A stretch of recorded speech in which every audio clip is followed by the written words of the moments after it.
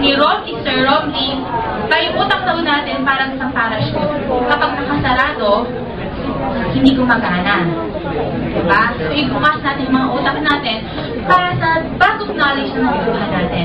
Dahil di sabihin mo pa, pantay-pantay mo tayo lahat. Nakuha, lahat tayo patungo sa goal natin, which is to become V-Mobile engineers. Nakuha? Yes. So, sino din excited ng mag-training? Okay. So, simulan na natin. Pwede malapit ako. Hindi mo makita si Joe. So, welcome sa ating training. So, ano bang kailangan natin maintindihan kapag tayo ay naging isang V-Mobile Technopreneur? Okay, first of all, let's learn the business well. Okay? Marami na po akong nakilala, marami na po akong nakausap. Sabi nila sa akin, sige, magsa-sign up lang ako. Pero hindi ko siya pag-aaralan. Okay na ako. Kasi alam ko na yan. Pero take note, this is another step for us to experience new things. So, kailangan natin magkaroon ng bagong pag-aaral. At the same time, ano na yung pag-aaralan natin? Siyempre, mga bagong stocks.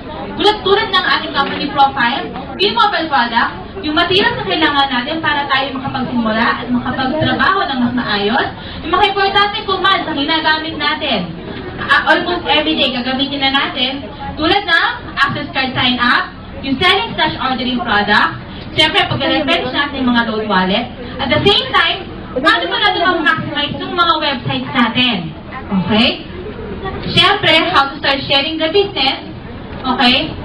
At maging isang V-Mobile millionaire. Nakuha? So, simulan na natin. Company profile. Okay. So, ngayon, sabi ko kanina, magtatanong ako, di ba? Handa na bang sumagot? Handa na bang sumagot? Yes! Sige. First question of the night. Anong pangalan ng company natin? V-Mobile! Sige nga, pakibagsing malaki at mahaba. V-Mobile! Ang nickname ni V-Mobile Technologies Incorporated ay V-Mobile. Okay? So, kailan tayo nagsimula?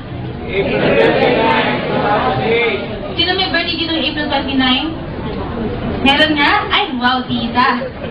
Sabi ko nung sarili ko, baka magbigay ako ng something, no? Kung wala, meron pala. Okay, so, status tayo April 29, 2008. So, medyo bago pa tayo sa business natin. Pero, ito pa yung sinasabi kapag ako namin nagpe-present. Bakit ako naging proud kay V-Mobile? Because of Penta Capital. Ngayon, sino si Penta Capital? Penta Capital has been there for many years na. Okay? So, tanungin niyo kung ano yung mga napunta na niyang mga negosyo. Ito lang naman po. Okay? Ngayon, bakit ako naging proud kay V-Mobile dahil kay Penta Capital? Dahil nabasa ko ang kanyang company profile. Saan natin mababasa ang company profile sa? Under resources. Alam niyo po ba na napakadaming materials na para sa atin, V-Mobile Technopreneurs, na kailangan lang natin makita? Alam niyo ba na ang loadedstream.ph ay hitik na hitik sa informasyon? Kaya ang gagawin natin, pupuntahan lang natin ang ating website, which is loadedstream.ph. Tapos, punta ka sa resources, hanapin mo yung company profile, PDF file po yan, pwede mong ma-download at ma-print. At pwede mong mabasa at may share sa lahat ng kasama mo sa grupo. Okay? Para saan tong knowledge na to? There will come a time na may makakausap ka na sabihin na natin ay magdududa. One thing na pwede kang maging proud of sa iyong negosyo ay sa Penta Capital. Dahil marami na po akong nakausap, simula pa lang na presentation ko, sabi ko, Penta Capital, okay. Kasi, tito niya yung president ng Penta Capital. So, na ba? Sign up na ba siya agad? Oo naman, hindi lang isang account. Naka-7 pa siya. Pati yung mga friends niya. Nakuha? So, ibig sabihin, meron kang alam, edge mo yan. Nakuha? Okay, ngayon, next question. Ano ang produkto ng V-Mobile? Uy! Kamusta naman kayo? Ayan na nga sa harap nyo. Ano ulit ang produkto ng V-Mobile? Sige, in one word. Load. Or prepaid products. Okay? Ano-ano yan? I-categorize natin ha. We have cellphone cards, we have landline cards, we have online cards, we have online gaming, we have electronic loads. Ngayon, Miss Iris, parang nakakalito. Parang medyo madami. Pero bakit pa ulit-ulit? Nakita nyo? May smart na dito, may smart pa doon. May globe na dito, may globe pa doon. Okay, mamaya bibigay ko sa inyo, ano yung difference ng dalawa? Okay? So, hindi lang po load, meron si V-Mobile. Alam niyo ba na meron na din tayong wellness division? Kung saan meron tayong sarili natin produkto na Cifadin o yung tinatawag natin non-ascorbic vitamin C. Okay? So, magkano naman ang isang box that's worth 500 pesos pero ang SRP niya is 750. So, ibig sabihin, nakasave ka ng magkano? 250. Ang maganda pa doon, may points ka. Nakuha? Sa bawat points mo, pwede yung magkaroon ng isa pang equivalent na team sales bonus. To know more about it, meron po tayong kinoconduct na training every Tuesday morning ng alas 2. So, ang nagbibigay po niyan ay yung mga customer service natin. Okay? So, attend kayo nun. Libre din po yun. Para mas marami kayong alam about our business. Nakuha? Yes. Ngayon, kung gusto mo naman na updated list ng ating mga produkto, all you have to do is to go again sa ating website. That's loadextreme.ph and under products naman. And take note, ang website po natin, lalo na po yung ano na yan, ay ina-update po siya every 5 minutes. So kung may nag-up na bagong product, tapos wala sa product guide mo, sa product list mo, obviously, di ba? Tignan mo lang sa ating website. Nakuha? Yes. Okay? Now, what happened? So, we have materials naman to help you. Make sure, okay, these materials are with you all the time. Okay? Kasi kung tatanungin niyo ako, nung nagsimula po kami, hindi pa usong iPad, wala pang laptop, dahil mahal pang mga laptop nun, ang dala-dala po namin ay mga materials na gawa sa papel. Okay? So, first of all, you have your training kits with you, right? Yes? Make sure to read that. Okay? Bakit? May mga kinumpile po kaming mga frequently asked questions na wala sa website, wala sa quick guide na nandaan. So make sure you read it also. Kasi sayang naman po, di ba? Other people are asking for that material, nabigyan na namin, kasi iba naman hindi pinabasa. Sayang. Okay? Pangalawa, you should have your flip charts with you. Ano yung itsura ng flip chart? Yun po yung printed presentation ng ating BOM. Okay? So, sa makakukuha niyan, meron po mga available niyan sa labas. Magtanong-tanong lang po kayo sa mga team leaders nyo, or, okay, you can print it yourselves. Nakuha? Ngayon, another thing is your quick guide. Sinong may mga quick guide? Nasa bag? Yes? Okay. Alam niyo ba, nung nagsimula ako, yan lang po yung meron ako kasi wala akong flip chart nun. Okay? Quick guide lang po ang hawak ko. I have 2.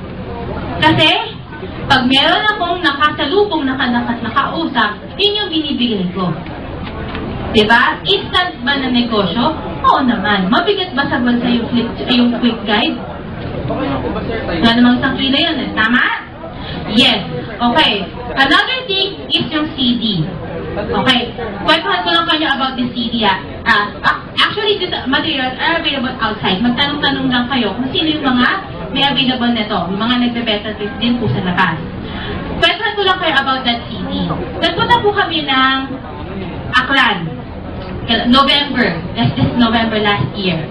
Tapos, nung nagpunta po kami ng Aklan, syempre nag-site trip kami, diba? Ano pinakamalapit na ano doon? Boracay, diba? Nag-site trip kami ng Boracay. Pero syempre, I made sure, kinausap ko yung kapatid ng asawa ng pinsan ko. Hindi ko alam tawag din basta yun na yun. Okay? So, kinausap ko, doon siya nagtatrabaho. Alam niyo ba, na hindi ako nagpasend sa kanya, iniwanan ko lang siya ng isang CD, at pinlay niya na pinlay, kasi naka-DVD format naman yun, pinlay niya na pinlay, alam niyo ba, Pasko na, kinukulit pa ako magpadala ng kit sa kanya. Nakita niyo yung powers ng mga materials na sinasabi ko sa inyo? Okay? You should have this. Kasi ganoon siya ka-effective. First of all, yung CD, hindi napapagod yan. Tama? So, gamitin natin, i-maximize natin. Another thing, yung flyer. Okay? Pakapala ng mukha. Diba? Na-experience ko po yan. Nag-flyering po kami sa Trinoma, sa activity center sa gitna. Di ba sobrang daming tao doon? Nag-flyering kami. Alam niyo naman, kapag ang Pinoy inaabotan ng flyer, kala mo may germs yung flyer. Yung todo, iiwas. Kala mo may matrix doon. Diba? Yung iba pa ang ginagawa, pag-aabot ng ganyan, no. Social. Diba? Na-experience ko pong mag-abot ng flyers at the same time, mabastos din nung ako'y nag-abot ng flyer. Kaya ngayon, sabi ko, sa lahat na nag-abot ng flyer, kinukuha ko kahit hindi ako interesado. Respeto. Diba? Alam niyo ba, nung ako po ay nag-flyering sa Trinoma, hulaan niyo kung ilan nag-pay ko bawat araw. At least meron ako isa. Diba? Siyempre, sama mo ng ngiti. Mag-flyering ka. O, diba? Ito yung mga materials na ginamit po namin nung kami nagsisimula. At the same time, you should have your planners. Alam ko lahat tayo, gusto natin maging organized. Tama? Kahit simpleng notebook lang yan, you should have one para ikaw ay maging organized. Okay? Day by day. Now, next. Okay?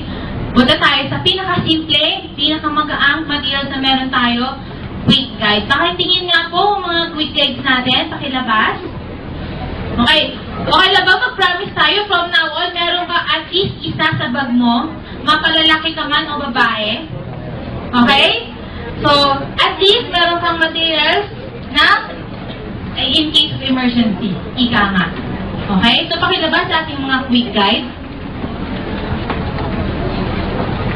Sige nga, pakilabas nga po, pakitaas ng quick guide. Yan. So, that's our quick guide. At nagbabago po yan every quarter. So, kung gusto mo din updated, pwede mo din yan i-download.